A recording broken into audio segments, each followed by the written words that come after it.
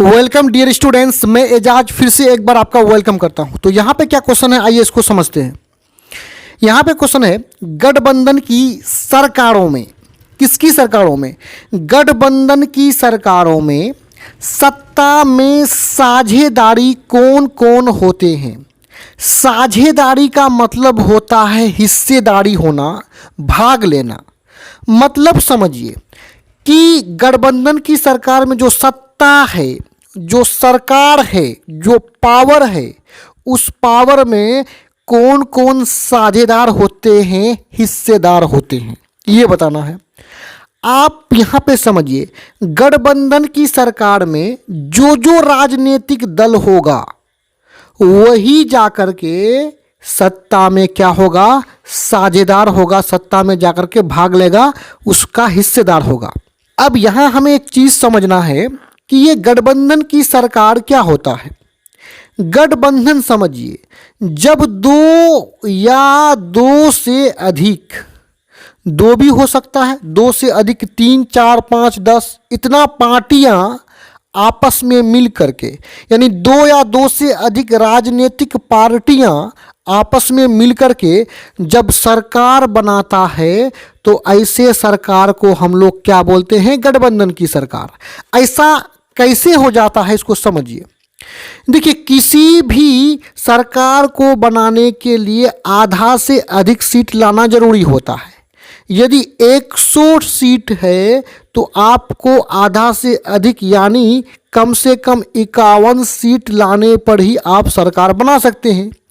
यदि कोई भी पार्टी को आधा से अधिक सीट यानी 51 सीट प्राप्त नहीं होता है तो इसके लिए दो या दो से अधिक पार्टियां आपस में मिलकर के जब आधा से अधिक सीट हासिल कर लेता है तो ये सभी पार्टियां मिलकर के सरकार को बनाने का काम करता है। तो इसी को हम लोग बोलते हैं गठबंधन की सरकार। यानी गठबंधन की सरकार में अनेकों पार्टियां आपस में मिलकर के सरकार बनाता है। तो जब ये अनेकों पार्टी मिलकर के गठबंधन की सरकार में सरकार बनाता है तो ये सभी पार्टियां सत्ता में क्या करेगा? साझेदार करेगा, सत्ता में भाग लेगा। इसी बात को हमें उत्तर में बेहतर ढंग से बता देना है।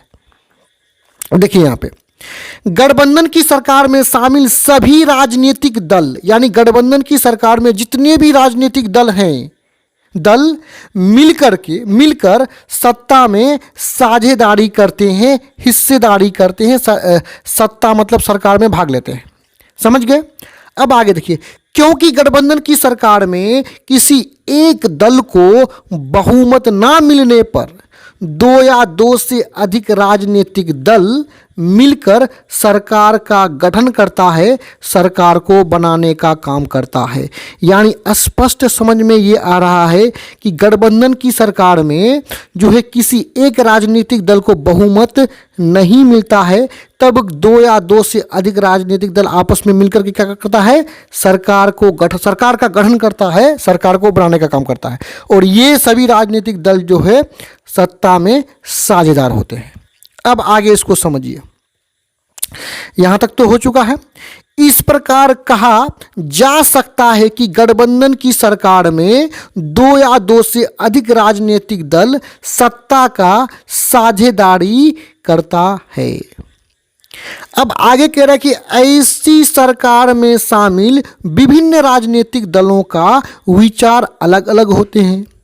अब समझिए, इस प्रकार जो सरकार बनाने का काम करता है तो इस सरकार में जितने भी राजनीतिक दल हैं इनके विचार अलग अलग हो सकते हैं। विचार का मतलब सोच, क्योंकि हम जानते हैं कि प्रत्येक व्यक्ति का सोच क्या होता है? अलग अलग होता है।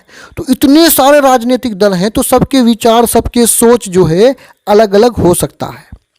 आगे देखिए, सभी दल अपने क्षेत्र के हितों के लिए, अपने क्षेत्र के हितों के लिए मतलब अपने क्षेत्र के भलाई के लिए सरकार पर दबाव बनाती रहती है।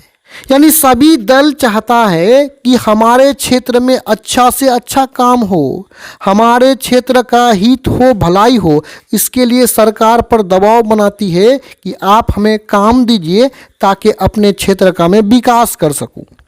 ऐसे में सरकार को इन दलों के बीच तालमेल स्थापित करना काफ़ी मुश्किल होता है। यानी सभी दल जो है सरकार पर दबाव बनाता है, तो सरकार को यहाँ पे काफ़ी मुश्किल हो जाता है कि वो सभी दलों के साथ तालमेल स्थापित करते हुए, तालमेल बनाते हुए सरकार को चलाएं। अब अंत में यहाँ नीचे देखिए, अतः गठबंधन की सरकार विभिन्न विचारधाराओं, विभिन्न सोच के, संस्कृतियों मतलब रीति रिवाजों तथा स्थानीय हितों, स्थानीय मतलब जिस स्थान का राजनीतिक दल होता है उसी स्थान के हितों मतलब भलाई वाले राजनीतिक दलों के बीच तालमेल स्थापित करते हुए, तालमेल बनाते हुए सत्ता में साझेदारी करता है।